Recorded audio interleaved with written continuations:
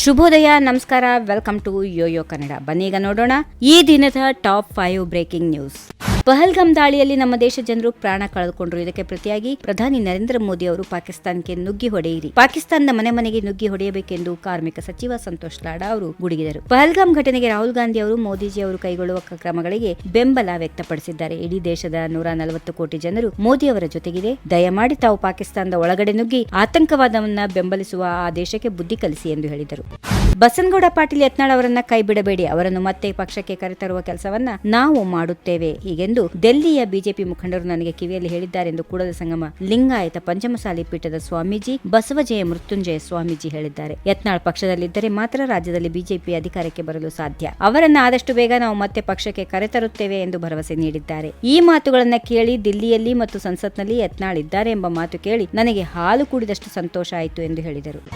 ದೇಶದಾದ್ಯಂತ ಜಾತಿ ಸಮೀಕ್ಷೆಗೆ ಕೇಂದ್ರ ಸರ್ಕಾರ ಮೀಸಲಿಟ್ಟಿರುವ ಬಜೆಟ್ ಸಾಕಾಗೋದಿಲ್ಲ ಹೀಗೆಂದು ಕಾಂಗ್ರೆಸ್ ಅಧ್ಯಕ್ಷ ಮಲ್ಲಿಕಾರ್ಜುನ್ ಖರ್ಗೆ ಅವರು ಹೇಳಿದ್ದಾರೆ. ಕರ್ನಾಟಕದಲ್ಲಿ ಹಿಂದೆ ಕಾಂಗ್ರೆಸ್ ಸರ್ಕಾರ ಸಾಮಾಜಿಕ ಸಮೀಕ್ಷೆ ನಡೆಸಿತ್ತು. ಅದಕ್ಕೆ 168 ಕೋಟಿ ವೆಚ್ಚ ಮಾಡಿತ್ತು. ಅದು 10 ವರ್ಷಗಳ ಹಿಂದೆ. ಆದರೆ ಕೇಂದ್ರ ಸರ್ಕಾರ ಇಡೀ ದೇಶದಲ್ಲಿ ಜಾತಿ ಗಣತಿ ನಡೆಸಲು 515 ಕೋಟಿ ತೆಗೆದಿರಿಸಿದೆ. ಉತ್ತರ ಪ್ರದೇಶ ಒಂದರಲ್ಲೇ ಜಾತಿ ಗಣತಿ ನಡೆಸಲು ಈ ಹಣ ಸಾಕಾಗೋದಿಲ್ಲ ಎಂದು ವ್ಯಂಗ್ಯವಾಡಿದರು. ಯುದ್ಧ ಮಾಡಿದ್ರೆ ಸಾಯೋದು ನಮ್ಮ ಸೈನಿಕರೇ, ಹೀಗಾಗಿ ನಾನೆಂದಿಗೂ ಹಿಂಸೆಯನ್ನ ಬೆಂಬಲಿಸೋದಿಲ್ಲ ಎಂದು ನಟಿ ರಮ್ಯಾ ಅವರು ಹೇಳಿದ್ದಾರೆ. ಪಹಲ್ಗಾಮ್ ಉಗ್ರರ ದಾಳಿ ಕುರಿತು ಪ್ರತಿಕ್ರಿಯೆ ನೀಡಿರುವ ಅವರು, ವೈಯಕ್ತಿಕವಾಗಿ ನಾನು ಹಿಂಸೆಯನ್ನ ಬೆಂಬಲಿಸೋದಿಲ್ಲ. ಯುದ್ಧ ಅಂತಿಮವಲ್ಲ. ಯುದ್ಧ ಮಾಡೋದ್ರಿಂದ ಯಾರಿಗಾದ್ರೂ ಒಳಿತಾಗುತ್ತಾ? ಇದರಿಂದ ಯಾರು ಉದ್ಧಾರ ಆಗಲ್ಲ. ಎಲ್ಲದಕ್ಕೂ ಯುದ್ಧವೇ ಉತ್ತರ ಅಲ್ಲ. ಯುದ್ಧ ಶುರುವಾದ್ರೆ ನಮ್ಮ ಸೈನಿಕರೇ ಸಾಯೋದು ಎಂದು ಹೇಳಿದ್ದಾರೆ.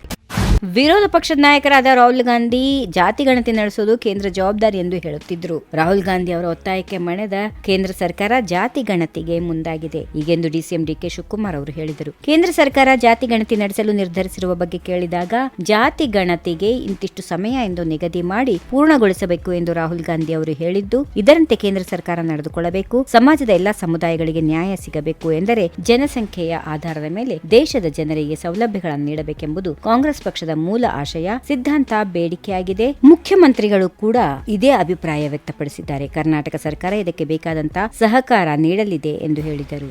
ಈ ವಿಡಿಯೋ ನಿಮಗೆ ಇಷ್ಟವಾದಲ್ಲಿ ಲೈಕ್ ಮಾಡಿ, ಶೇರ್ ಮಾಡಿ, ಸಬ್ಸ್ಕ್ರೈಬ್ ಮಾಡಿ.